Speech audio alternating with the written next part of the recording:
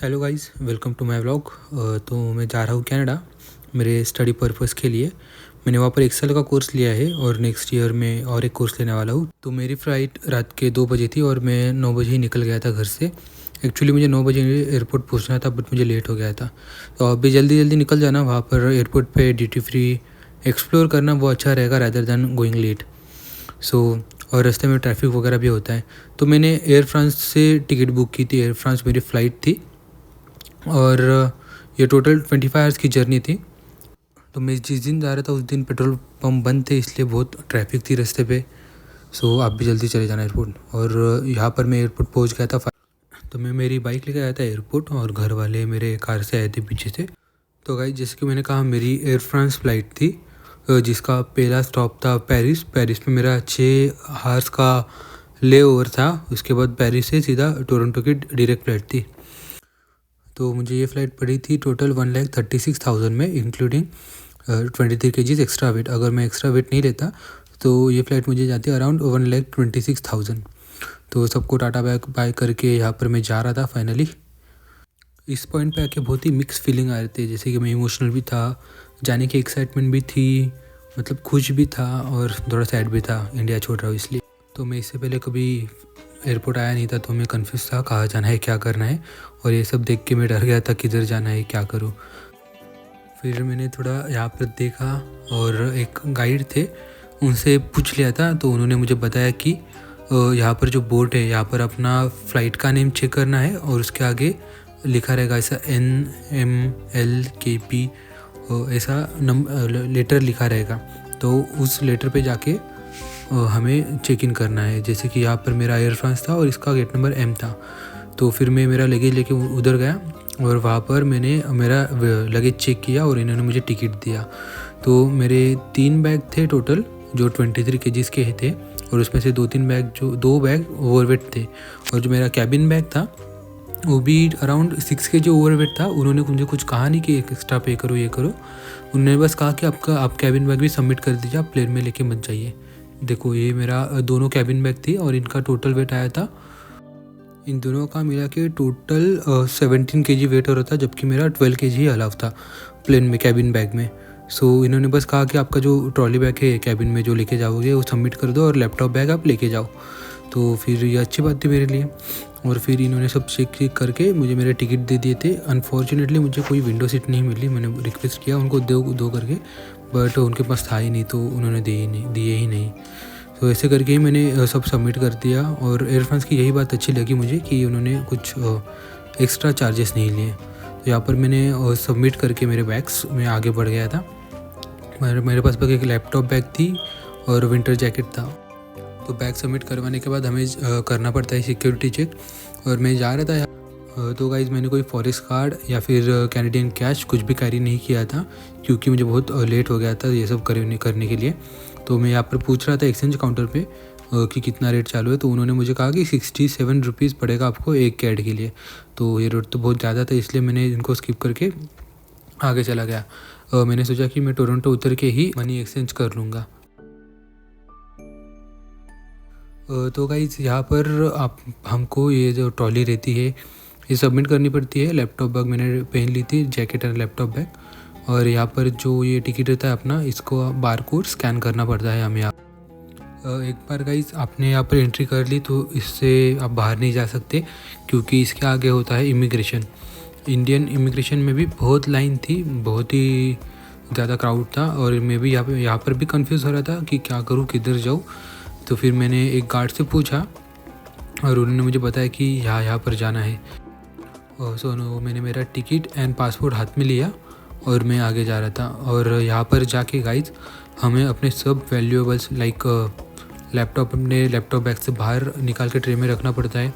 Bag एक tray में रखनी पड़ती है, अपना बेल्ट, सब मेटल की जितनी भी चीज़ें हैं वो सब निकाल के, अपना वॉलेट वगैरह सब निकाल के ट्रे में रखना पड़ता है। और ये मशीन से स्कैन होके आते हैं, उसके बाद अपन को दूसरे साइड पे ये मिल जाते हैं। गाइज, सिक्योरिटी चेक के बाद अब बारी थी इमिग्रेशन की।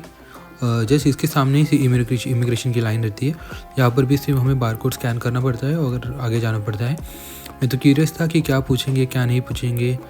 मैं तो घर से ही प्रिपेयर होके आया था, आप भी प्रिपेयर होके आ जाना।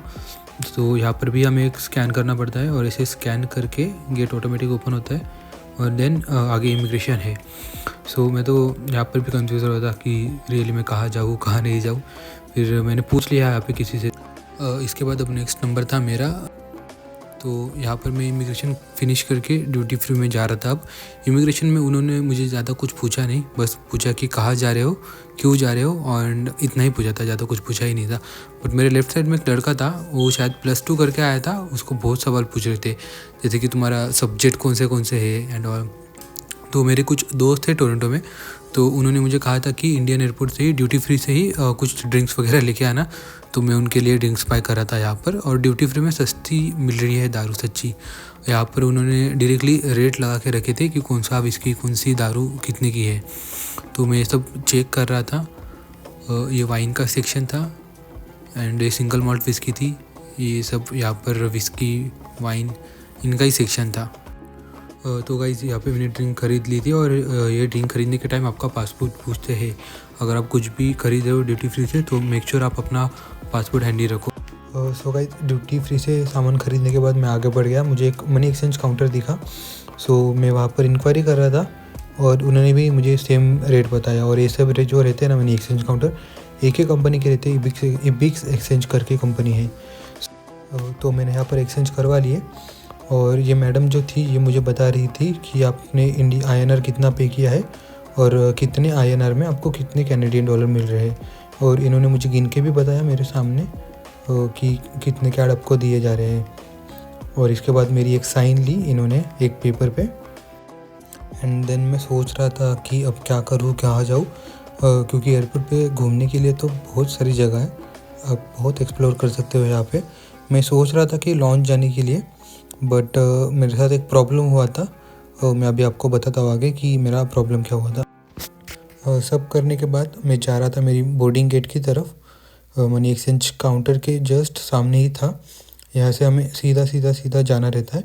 और यहाँ पर देखो वो लिखा रहता है कि अपना हमें कौन से बोर्डिंग गेट की तरफ जाना है। और ये सेम अपने टिकट पे भी मेंशन रहता है, बस वही हमें फॉलो करना रहता है। मेरा बोर्डिंग गेट था 73, तो मैं मेरे बोर्डिंग गेट की तरफ ही जा रहा था। सो गाइस मनी एक्सचेंज करने के बाद जब मैं घूम रहा था तब मुझे एयर फ्रांस की तरफ से कॉल आया था, जहाँ पर मैंने बैग सबमिट करे थे। उन्होंने मुझे कहा था कि अगर आपके बैग में कुछ अनवांटेड चीज़ है तो एयरलाइन आपको कॉल करेगी और इमीडिएट आपको वहाँ पर जाना पड़ेगा और आपके सामने वो जो चीज़ है आपके बैग में वो निकाल दिया जाएगा। अगर आप जाके आपके सामने वो चीज़ आपके बैग से नहीं निकाल लेते तो फिर वो आपका जो बैग है वो प्लेन में वो अलाउ नहीं करते। जैसे कि इन मेरे केस में वो मुझे कह रहे थे कि आपका बैग टोरंटो नहीं जा पाएगा अगर आप आके चेक नहीं करते आपके बैग में क्या है। सो फिर मैं वहाँ पर ही जा रहा था एंड मैं बहुत डर गया था कि अभी मेरे बैग में क्या हो सकता है। मैंने बहुत ख्याल रखा था कि कोई भी वाइट चीज़ जो है वो नहीं जानी चाहिए बैग में, क्योंकि ऑब्वियस है प्लेन में वाइट चीज़ कुछ भी वाइट चीज़ अलाउ नहीं करते।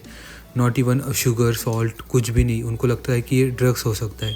सो इसके लिए मैं मेरे गेट पे आ चुका था। मैंने गेट पे जाके मेरा नाम बताया और ये जो मैडम थी वो मुझे लेके जा रही थी CCTV रूम की तरफ।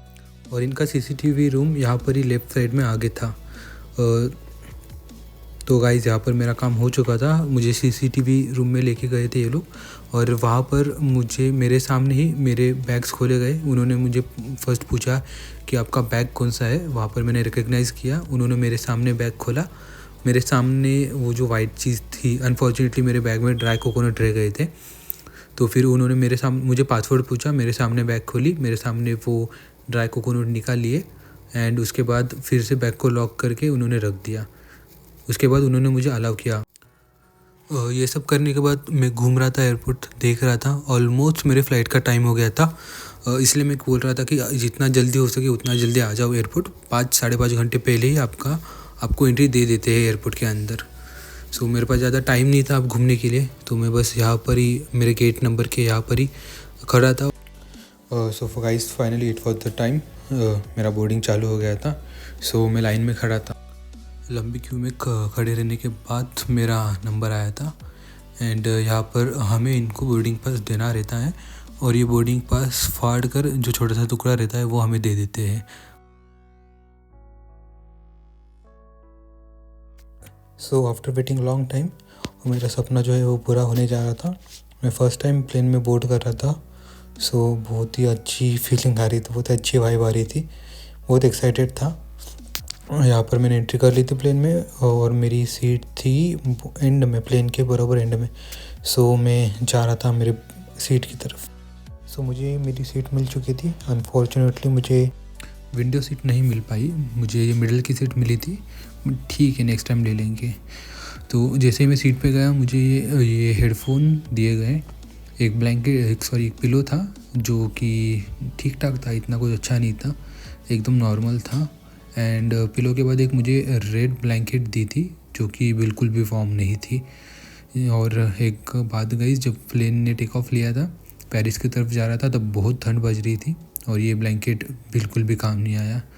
और इसके बाद सीट के नीचे इन्होंने ये रखा था, सेफ्टी के लिए कुछ तो था इनका। एंड ये मैंने पूरा देखा। सो इसमें अच्छा लिखा था, सीट बेल्ट कैसे बांधना है, इमरजेंसी में क्या करना है, ऑक्सीजन मास्क कैसे यूज़ करने हैं एंड पैराशूट को कैसे वेयर करना।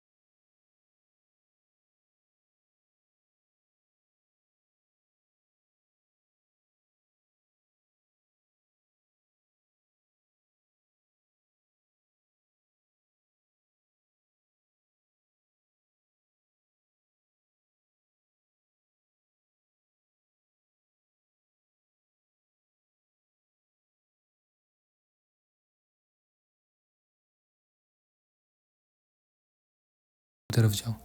सो मैं वहाँ पर ही जा रहा था एंड यहाँ पर भी मुझे ऑलमोस्ट कोई नहीं दिख रहा था क्योंकि सुबह के 7 बजे थे।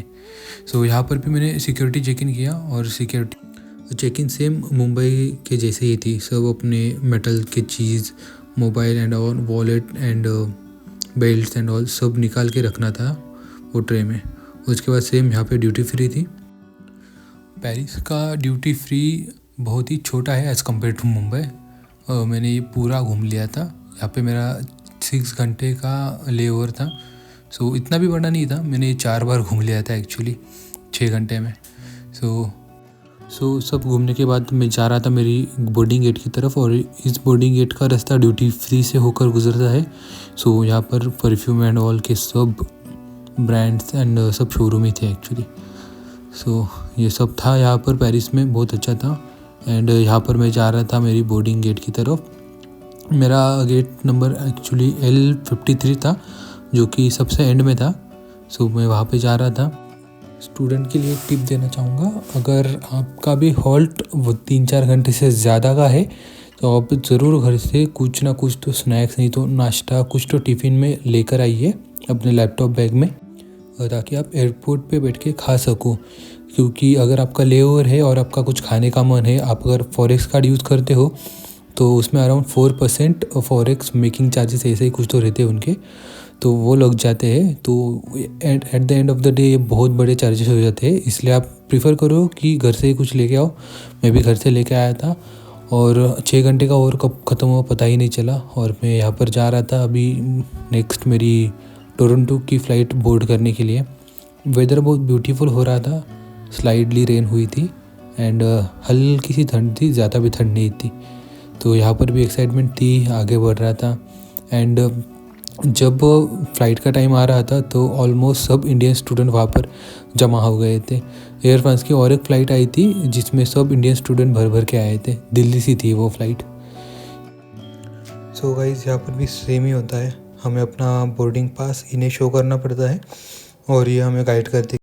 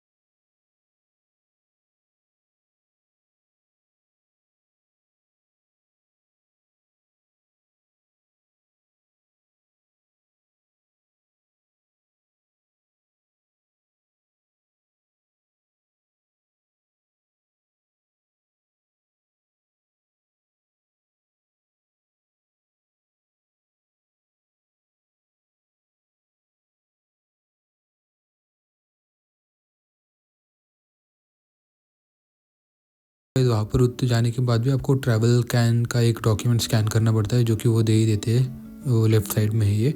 एंड यहाँ पर बैठा था मैं इमिग्रेशन के लिए, एंड स्टडी परमिट भी यहाँ पे ही दिया जाता है। After completing immigration and collecting study permit, मैं फाइनली आ गया था बाहर टोरंटो एयरपोर्ट पे, जो कि YYZ है। एंड मैं बस यहाँ से बाहर जा रहा था। एंड एक बात याद रखना गाइस, अपने बैग्स याद से